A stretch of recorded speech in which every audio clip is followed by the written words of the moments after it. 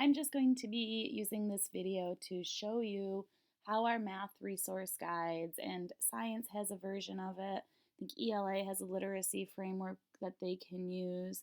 Individuals and societies, sorry if you don't have anything that's helpful like this. Lisa's our go-to for that. But if I'm looking at using a resource guide, I currently have my 6AF1 standard progression or kudos or whatever template it's being called to go through that resource guide. In it, we've added in our criteria chart that's coming from the PLD, the performance level descriptors. So I know what I have to do to meet that standard as a student or as a teacher. And if you look here, I'm actually noticing that when I looked at the at and when I looked at the above, they're actually the exact same thing. So it doesn't seem like I can really push too much differently from that standard, except for based on what I saw on those spec sheets for going harder. One of the things that I noticed when I look for that resource guide, though, is that I can find in that my vocabulary. And then even though this is what I have to be able to do, that's my overall standard I can statement, I have to be able to do this, we do have some objectives given to us on the resource guide that we can also use to help us build our criteria. So I'm looking in here and I just have on the template several rows that have the progressions and then an objective at the end. So the goal is going to be coming into our resource guides, and I have one right here. It was linked in the Where Can I Find for math. It's also in some of our folders in Google Drive. And I'm going to download it. That way I can just copy and paste things in. I don't have to worry about moving everything around. So when I come in my resource guide, it actually shows me my standard. Then it tells me the standard. It uses the I can statements as its success criteria, so students have to be successful at these things. It gives us some of the vocabulary words that we need to teach. Doesn't mean those are the only vocabulary words that are important, but I do know that those are ones I need to make sure students are understanding. It also does tell us, hey, this is what happened before, and this is where they'll be going next year as they're working or the next time the standard comes up. So I'm going to just go down until I can find the 6AF1.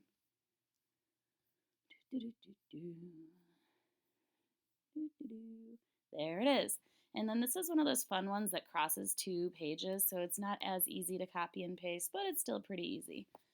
Just because of the way I work, I'm going to come copy from the bottom up, Command C to copy. I'm going to go back to my progression, and then I'm actually going to paste them down, and I saw there were 3. I'm going to put them in the third one.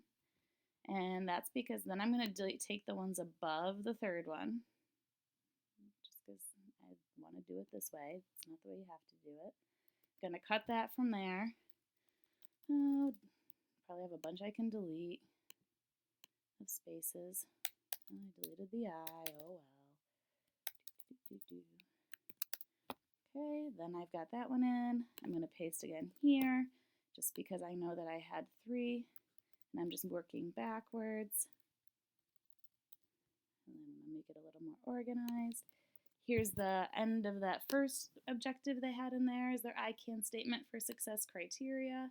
Just going to finish copying it. And now I can paste it in. Oops, not there though.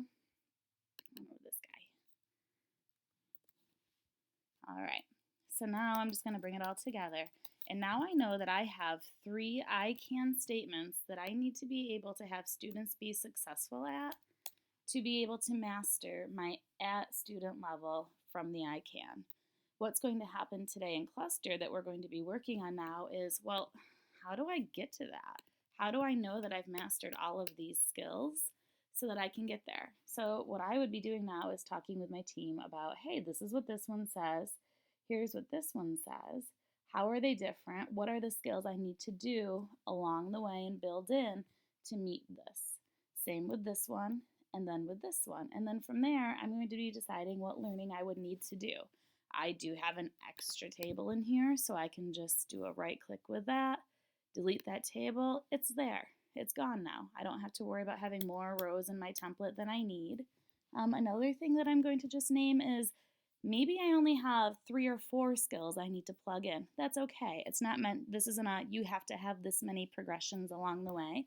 It's meant to be just a place to be thinking about the order you'll teach the skills and thinking that is necessary to meet those I can statements.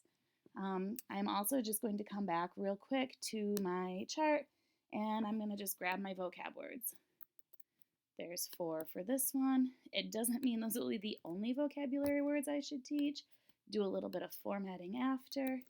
It does just mean that I know I need to get these in, and I need to make sure students know what they are, what they mean, know what they are in context as well, so that they can use those when it's necessary.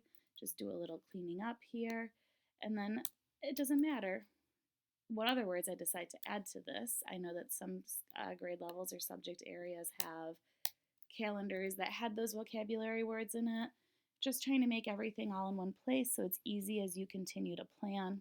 The 2 columns here are just because, if we're listing one word, we don't want to have a whole row go down to 2 pages. So it's just kind of 2 columns to put the vocab.